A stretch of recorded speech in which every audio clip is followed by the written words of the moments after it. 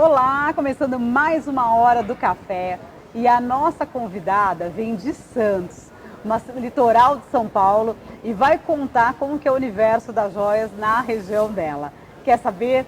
Pega sua xícara e vem tomar esse café com a gente.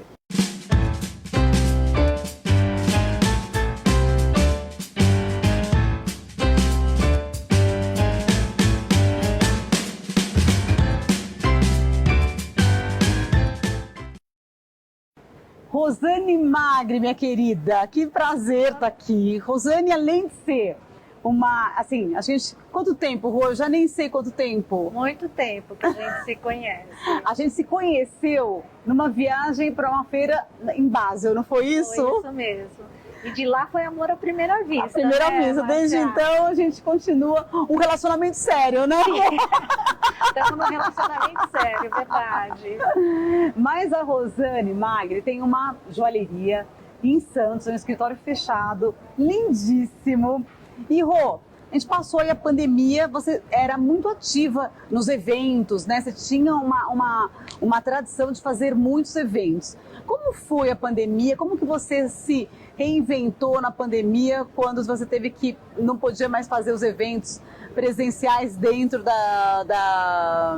do espaço? Como que você caminhou para essa transição? O que você inventou nesse período, Rô? Bem, na verdade, a gente tentou se adaptar, né? Então foi aquela coisa, primeiro o medo da pandemia, de não saber quanto tempo ia durar, se ia ser rápido, se não ia ser.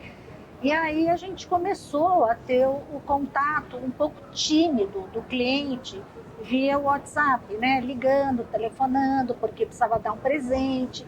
E isso foi pegando um pouco de força. Então, a pandemia, a gente praticamente trabalhou com essa venda, não é bem online, mas pelo WhatsApp. Pelo WhatsApp. Olha que fantástico. E aí mandava foto para o cliente, aí mandava a peça, aí o cliente via, gostava, ficava, enfim. E esse trabalho, ele foi fortalecendo. Sim, e acho que até foi fortalecendo e se profissionalizando, né? Exatamente. Aí a gente teve que usar ferramentas do WhatsApp, de tecnologia, para implementar e melhorar esse trabalho no WhatsApp. E aí também intensificar a parte do Instagram, de fotos. E ficou. Olha, eu acho interessante, porque se a gente não tivesse a pandemia, né, talvez esse processo fosse muito mais lento, né, de migrar para um formato de venda dessa forma, de implementar isso dentro da empresa. Eu digo que a pandemia, no lado positivo dela, né, ela acelerou a profissionalização de algumas ferramentas que talvez a gente estivesse adiando para trazer para o varejo de joias, né? Eu acho que a gente não tinha ideia do que era esse universo. Então, a gente teve que correr, acelerar para conseguir trabalhar, né, dessa maneira. E o que aconteceu, Márcia? Os clientes gostaram dessa comodidade, de não querer. Eu acho que a pandemia também deixou todo mundo um pouco preguiçoso.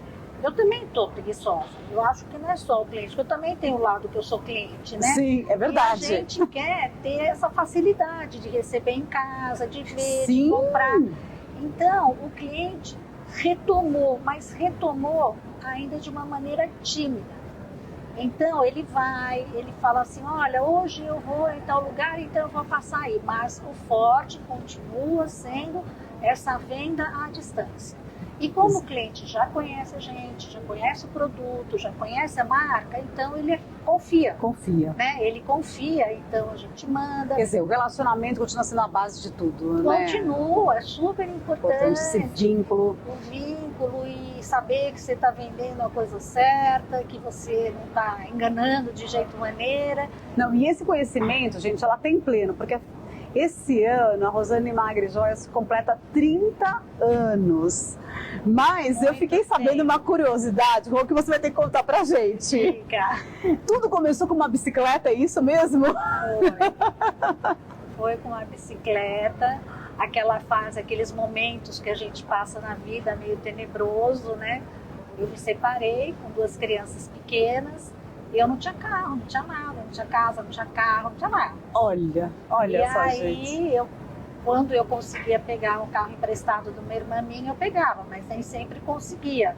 E aí eu pegava, há 30 anos atrás, que a gente, quando você imagina, vai levar uma sacola de joias na bicicleta, você inviável fala, hoje, você fala, é louco, né? Verdade. Mas naquela época, acho que eu nem media, eu nem pensava nesse problema do quanto que era perigoso.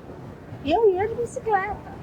Que fantástico! Ia de bicicleta e me virava feito cachimbo em boca de bêbado, ia para um lado, ia para o outro, e a bicicletinha lá, firme e forte. E muita coisa mudou por esses 30 anos, nossa, né? Como que você, quando você olha para trás e vê a sua trajetória, né? Hoje, o espaço maravilhoso que você está, hoje, como que você... O que foram as grandes transformações que você acha que você passou nesse... Muitas, Márcia, muitas. Porque era assim, era um trabalho totalmente amador, né? Um trabalho artesanal, um trabalho praticamente doméstico. Sim. Né? Que eu brinco que eu falo, o meu escritório era o meu carro e a sala de jantar. Então se resumia a isso. Sim. Então, tanto é que eu tinha tudo no carro. Eu tinha grampeador, eu tinha sacola, eu tinha fita, eu tinha tudo, porque eu estava na rua, estava vendendo na rua, então eu tinha que ter tudo isso numa sacola no carro. Então eu era muito amador, eu fazia tudo. Então eu mandava fazer, eu ia para a oficina, eu comprava pedra, fazia isso, ia fazer aquilo, e fazia isso que eu comecei, é importante falar, como vendedora. Sim, né? tá. Eu era vendedora, então quando eu comecei, eu trabalhava como vendedora. Aí eu vinha toda semana, fazia o acerto com a pessoa que me fornecia as peças, e aí trazia para conserto, trazia para medida, e trazia o acerto. Uma coisa que para mim foi assim, fundamental, que eu falo isso quando eu quero dar um exemplo para alguém que está começando. Eu nunca pegava um tostão enquanto eu não fizesse o acerto do que eu devia. Sim. Então eu fazia o acerto, eu falava, olha, aqui é seu, bom, aqui é meu, aqui é meu. Então isso foi muito importante, Márcia, porque claro, eu vejo a transparência, a muitas honestidade pessoas dentro que trabalham como vendedora, a gente vê um volume de dinheiro que não é nosso. Sim. E aí acaba usando aquele dinheiro que não é dela e acaba se enroscando, acaba se encrencando e dá um BO enorme. Sim. Então isso foi um princípio meu muito, muito importante, que eu nunca assim entrei no que não era meu.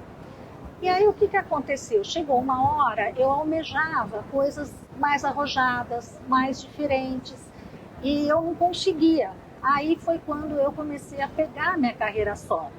Entendi. E eu peguei, lá quando eu comecei, o começo era assim, era aquela joia muito delicada, eram aquelas aliancinhas de rubi, safira, esmeralda, era assim a joia, o clássico.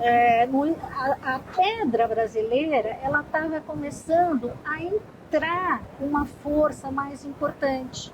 Até então, ela era desprezada, né? A gente não tinha tanto essa visão de que ela podia estar agregando, né, na joalheria. E aí eu me lembro que eu comecei a ter anéis enormes. E aí todo mundo falava, nossa, que lindo, onde que eu vou? E eu sempre tive um discurso muito despretensioso, que eu falava, olha, você vai para a praia, você vai para a festa e você vai para o supermercado. Só muda a roupa que aí ela vai entrar onde ela precisa, ela vai entrar no contexto.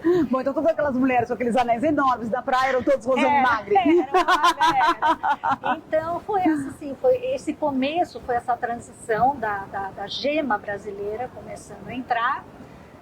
E aí depois eu fiquei muito tempo trabalhando como sacoleira, aí depois de acho que 10 ou 12 anos que eu abri o meu escritório, o meu ateliê, abri em São Paulo, aí depois de um tempo eu abri em Santos, porque o meu forte mesmo é Santos, né? Sim. Eu sou do litoral, eu sou nascida lá, apesar de ter morado a vida inteira no Guarujá, eu acabei fazendo amizades lá, e nisso, Márcia, só foram tendo evoluções, né? Evoluções do espaço.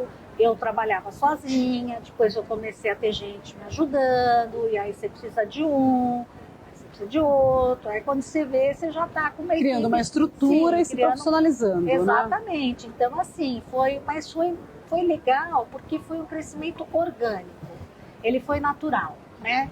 A cada necessidade foi surgindo e você foi implementando em cima de cada uma delas. Então foi nesse sentido, mas assim, muita coisa mudou e agora então a gente vê essa revolução de tecnologia. Eu falo assim, a analogia que eu faço é o seguinte, quando teve a revolução industrial, né, lá atrás, agora a gente está vivendo agora a gente está vivendo a revolução tecnológica. Para mim isso representa uma mudança de era, de tudo. Não, uma mudança de... A Rô me contou uma vez uma história que eu achei muito interessante, que ela fez um evento no ateliê dela, aonde podia se fazer o segundo furo, não era isso? Foi. E que daí você teve uma cliente de 70 e poucos anos que quis fazer o segundo furo. Não, foi muito legal. Isso eu acho assim, que comprova a tatuagem também. Cliente que nunca tinha feito uma tatuagem, fez uma tatuagem com 50, 60 anos. Isso é maravilhoso. Então foi muito legal. Então tem muitas histórias, muitas amizades, muitos perrengues. Né? Não são só glórias, né? Não, e falando em perrengue, a gente tem um momento aqui que a gente chama de queima-língua. Então eu vou pedir para você sortear uma pergunta e vou ver o que vai cair para você. Para mim? Daqui eu vou ler para você. Tá. Peraí.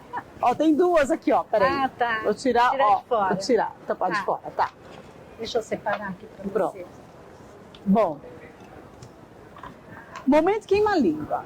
A cliente procurava um brinco de ametista e a vendedora deixou de mostrar um par antigo que estava no cofre e disse que não tinha. Onde está o problema? Na desatenção da vendedora. A. B. Faltou treinamento sobre produtos da loja. C. A equipe de venda só quer vender a novidade. E D. Nenhuma das alternativas acima. Todas.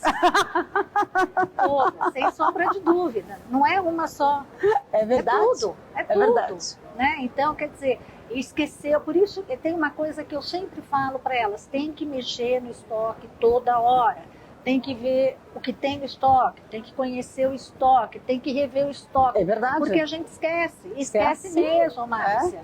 É muita coisa. É muita coisa. Então, essa coisa de mexer no estoque, olha o estoque, arruma o estoque, sim, é permanente. Tem que estar toda hora arrumando. E muda de caixa, e muda de sequência, porque para você até conseguir memorizar o que tem. É verdade. Né? Então, quer dizer, precisa estar sempre olhando o estoque, precisa estar sempre treinando o que falar sobre esse produto, né? Eu digo, é uma coisa muito importante, porque às vezes você só apresenta o produto e fica naquela coisa, ai, como é bonito, como ficou lindo, como combina com seus olhos. A gente precisa treinar uma argumentação sobre o produto, né, Rô?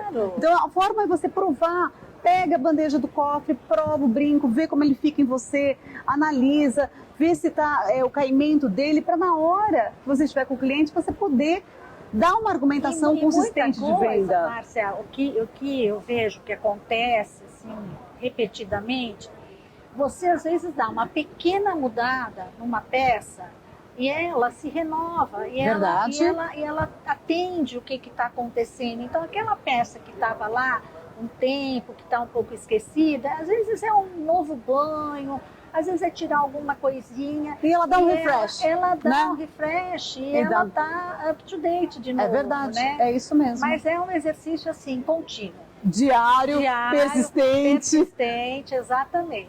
E não é à toa que se mantém 30 anos no mercado. Não é, Rô? E também falar, assim, já que eu tô aqui, e graças a Márcia, meu Deus! Que ficou a minha muleta, a gente tem um trabalho aí já há muitos anos, né, Márcia? Sim, uma delícia. Me ensinou muito, organização de estoque, como você mostrar, como organizar na caixa, como pôr no móvel. Isso foi fundamental. Então, quem não conhece a Márcia, por favor, olha só, já não vou com vergonha. Eu endosso o trabalho dela. Tanto é que estamos juntas, porque Márcia, olha, deve estar indo para uns 10 anos. Ou mais, eu acho, hein, Rô? Ou mais. Então foi muito importante, Márcia. Mas tem como não gostar? A gente tem como não ficar perto? Essa consultoria, assim, fez toda a diferença para a empresa. Rô, muito obrigada. Imagina, é recíproco. Olha, agradeço super a sua presença, a sua entrevista, e que delícia delícia poder finalmente conseguir pôr a Rô aqui na hora do café oficial. Foi um pouco difícil a gente equacionar os horários, mas deu certo. Deus deu certo. Muito obrigada, Rô. Obrigada a você, Mar. Um beijo. Obrigada, viu?